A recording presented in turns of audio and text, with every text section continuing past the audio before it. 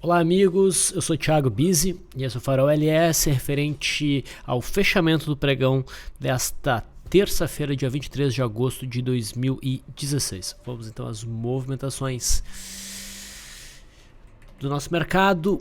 Hoje o índice esboçou uma alta até bem significativa, que chegou a 1,4%, mas acabou fechando devolvendo, né? Boa parte dessa alta. A gente teve então uma alta de 0,41% no índice Bovespa, né? Ainda respeitando a média móvel de 21 períodos, ainda dentro de um zigue-zague ascendente, ainda dentro de um viés altista, mas já dá realmente para perceber algumas mudanças sutis que podem abrir espaço para uma movimentação corretiva de verdade, coisa que a gente não tem há bastante tempo, né? Esse movimento de queda mais para o final do pregão, que devolveu a alta do início do pregão, foi mais intensa se a gente for olhar o gráfico do mini índice ou do índice cheio, tá? Aqui a gente vê realmente um corpo preto. Então o mercado realmente devolveu de forma mais intensa no mercado futuro. Já vamos dar uma olhadinha. Vamos voltar aqui para o gráfico do índice Bovespa. Então, a gente vê o mercado caindo, batendo na média móvel de 21 períodos, tentando uma reação, e essa reação foi bem tímida, né? Foi fraquíssima, na verdade. Ela iniciou forte e no final do pregão se devolveu.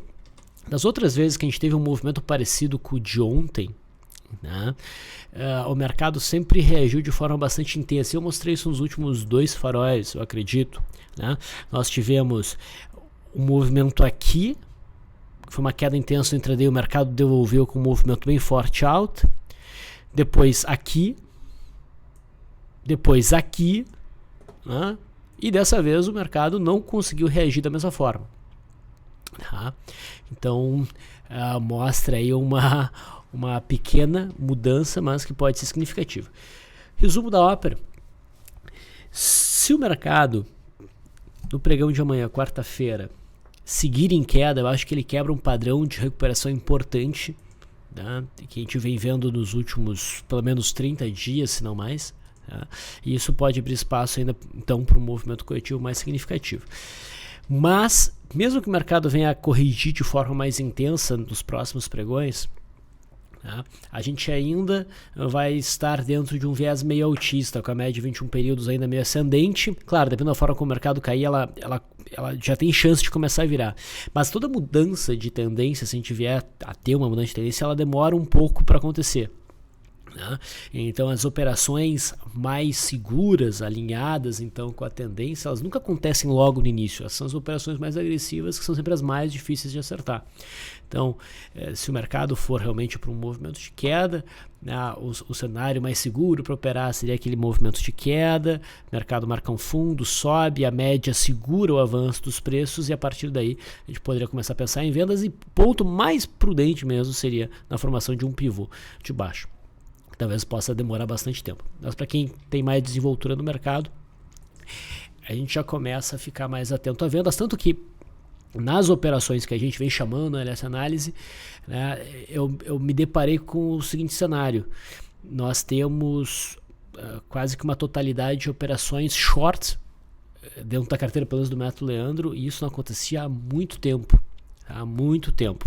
Mas hoje teve uma boa operação comprada, um papel que sinalizou uma boa operação, que foi a Fibria, tá? Eu vou falar mais sobre esse papel no farol que trata das ações. Então, vamos voltar aqui para o gráfico do índice Bovespa. Eu ainda acho que a gente está muito atrelado à movimentação do mercado americano, e o mercado americano não se definiu ainda. Vamos olhar aqui o gráfico do índice Dow Jones. O índice Dow Jones chegou a apresentar um movimento de alta hoje, que ajudou o nosso mercado a subir no início do pregão, mas acabou também devolvendo tudo. Ele continua entre a resistência aqui dos 18.636, 18.670, né? O rompimento disso aqui provavelmente desencadeia um cenário altista nos mercados de bolsa, um cenário importante altista, tá? E continua acima do suporte dessas 3 mínimas aqui. Um pouco acima passa a média móvel de 21 períodos da sustentação. Temos também uma LTAzinha. E esse suporte fica ali por volta dos 18.468. Se o mercado rompe essa região aqui para baixo, por mais que a gente tenha esse suporte próximo, eu acho que o impacto disso no mercado seria muito forte, no nosso mercado seria muito forte para baixo. Lembrando que se o mercado americano começa a perder essa região aqui, né, não seria difícil ocorrer o rompimento da mínima de agosto. E acontecendo o rompimento da mínima de agosto, a gente vai ter aí um topo duplo, né, começa a ser possível o entendimento de que o mercado não conseguiu sustentar acima do topo histórico. Isso pode ter consequências importantes num movimento corretivo de fato mais longo, tá? E não essas correções curtinhas que a gente vem vendo nos últimos tempos. Bom, então o mercado americano ainda não se definiu, tá? A gente espera ansiosamente por uma definição. No S&P 500 futuro, o viés segue sendo altista, né? O mercado aqui está mais forte que na minha opinião, aqui no índice Dow Jones. A gente teve até uma nova máxima histórica hoje, aqui, mas o movimento ainda é, no curtíssimo prazo, indefinido, lateral com um viés altista, e seria o rompimento dessa mínima aqui, né, que abriria espaço para movimentos corretivos mais importantes. Então voltamos aqui ao gráfico do índice Bovespa. Ok, vamos ao gráfico do futuro. Tá? Então, aqui a gente vê, né, aquele cenário de dia mais forte queda, reação forte, dia mais forte queda, reação forte, dia mais forte queda, não tivemos essa reação forte. Eu mencionei que ontem, né, o fechamento de ontem, o candle de ontem, na verdade, poderia ser utilizado como entendimento dentro dos modelos aí que eu gosto de trabalhar e que eu ensino, entender isso como uma barra de ignição, uma barra que sozinha ela é capaz de dar a ideia de um início de um movimento. Percebam que a barra de ontem ela rompeu várias mínimas, ela rompeu 1, 2, 3, 4, 5, 6 mínimas de uma vez só e trouxe o preço ligeiramente abaixo da média móvel de 20 períodos, que já perde bastante inclinação.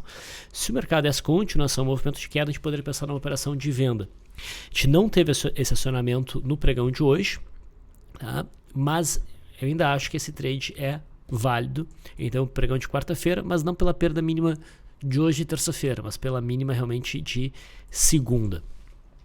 Vamos olhar o intraday. Olhem bem como foi o movimento, né? A gente teve aquela pancada, um dia bem direcional ontem, que foi fácil operar no futuro através desse rompimento de primeiro movimento, né? E a gente rompeu uma zona de suporte importante.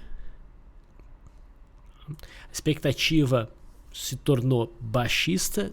Na minha leitura, forma de operar dependente do acionamento, mas eu fiz a ressalva que a gente tinha visto esse movimento algumas outras vezes no outro contrato, no Winque. Aí era isso que eu estava falando ali pelo gráfico diário, mas eu acho que vale a pena a gente dar uma olhada, tá? O Winque. Repara que a gente teve um movimento muito parecido no dia 10 de agosto.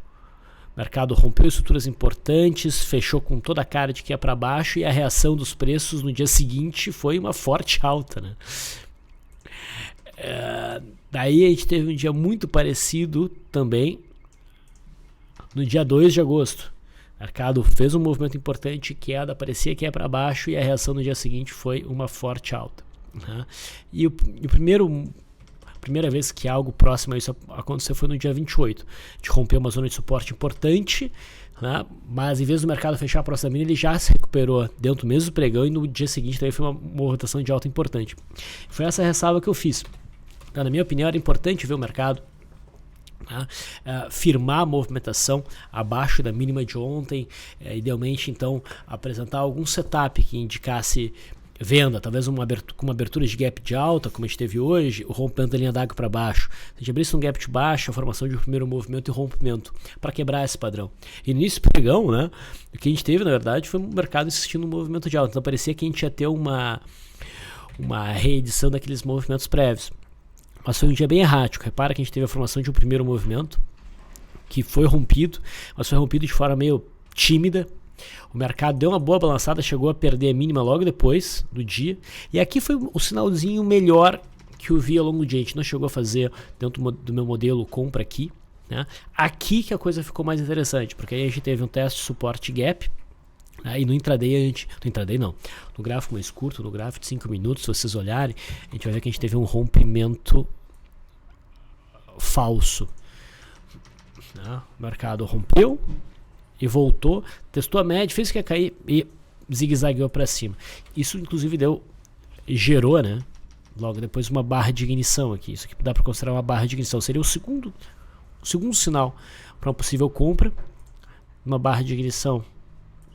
Eu pego a amplitude dela e projeto como alvo. E no limite aqui, ele acertou 100%, foi a máxima do dia. E reparem que o mercado começou uma correção e essa correção ganhou amplitude, força e volume. Tá? O mercado fechou em cima da linha d'água. Se tivesse esse tempo de pregão, provavelmente a gente teria o rompimento da linha d'água. Então assim, vai se firmando realmente uma tendência de baixa. Para mim ainda falta o mercado consolidar abaixo da mínima de ontem, segunda-feira. Se a gente for olhar no gráfico de 60 minutos, tá, nós já temos zigue-zague descendente, preços operando abaixo e respeitando a média móvel de 21 períodos. Tá? Apesar de a gente não ter aquele cenário fácil de operar na venda, eu estou um pouco mais inclinado para venda. Tá? Mas com certeza os movimentos não estão fáceis. Bom, a gente já viu então o comportamento aí do futuro, do mercado americano. Vamos só dar uma olhada no intraday. Esse é o S&P 500 futuro. Repara que a gente mencionou ontem a congestão que existia, né? O mercado rompeu para cima essa congestão, veio buscar essa região aqui, mas não conseguiu romper, agora volta. A gente fecha em cima aqui de uma zona de suporte. Se o mercado romper essa região, pode voltar aqui para baixo. E no índice Dow Jones a gente tem um gráfico um pouquinho mais esquisito, um pouco mais bagunçado. Bom, e dólar? Dólar ofereceu uma alta hoje, e repara que essa alta veio com volume. Na queda o volume foi menor, na alta o volume foi maior. Aqui no dia 19, tá, a gente teve um engolfo de baixo, em cima da LTB, em cima da média móvel de 21 períodos descendente, com o teste também dessa zona aqui de suporte. Não dá para ver muito bem porque o contrato não estava muito líquido aqui, o U16, mas testando, né, os fundos anteriores dentro de uma tendência de baixa. Tudo bastante alinhado com uma venda. O único detalhe que não estava muito legal, que eu cheguei a mencionar aqui com vocês, era a questão do volume ter dado uma diminuída. Mas dava para buscar uma operação na ponta vendedora. Foi dada uma operação na ponta vendedora pela perda da mínima aqui, né? E a nota que eu dei foi um C+, porque eu não estava confiante na venda. Eu mencionei isso para vocês, mas acionou. Agora, uma outra ressalva que eu fiz foi o seguinte: existia um suporte muito importante no dólar nessa região aqui, certo? Nessa linha aqui. E eu acreditaria, aqui foi o dia do engolfo, né? Eu levaria mais fé no movimento de queda, seria mais parceiro para operar o dólar na venda se a gente conseguisse visualizar o rompimento dessa região, que, repara, é uma zona de cataclismo. Uma LTA, média móvel de 200, essa estrutura toda. Sendo que o mercado já estava um pouquinho esticado para baixo, né? Já tinha fundos aqui. a perda, o acionamento daquele engolfo se deu nisso aqui. Tá? Pouquíssimos negócios em sombra. Não é o ideal. O ideal era a gente ter realmente talvez um primeiro movimento para baixo, abaixo desse fundo aqui, rompendo, daí a coisa ficaria mais firme. E no final das contas foi isso que a gente teve até o fechamento de ontem. O mercado ainda está testando essa zona de suporte, não rompeu. Hoje o mercado abre abaixo, rompe. Não há dúvida que o mercado veio bem abaixo desse patamar aqui que era suporte. Então, a princípio, a gente pode dizer, bom, agora a coisa pode fluir. Mas a gente não teve movimentação. Repara que a gente teve essa abertura em gap de baixa e o dólar só foi fechando esse gap até que houve o rompimento da linha d'água, gerando uma compra. Seu rompimento de linha d'água e o dólar foi embora. Sentiu essa zona de resistência e ainda rompeu. Ou seja, temos aqui um rompimento falso. Quando ocorre um rompimento falso, geralmente a movimentação é forte na direção oposta da tentativa do rompimento, ou seja, para cima. Então, eu acredito que apesar do dólar ainda estar dentro desse cenário de venda, desse engolfo de baixo no gráfico diário, eu acho que essa operação tem grande chance de ser estopada. E se for estopada, e o mercado fechar acima dessas máximas aqui, a gente vai ter um pivô de alta. E daí a gente tem uma sinalização de compra no curto prazo para o dólar, compra de gráfico diário. Isso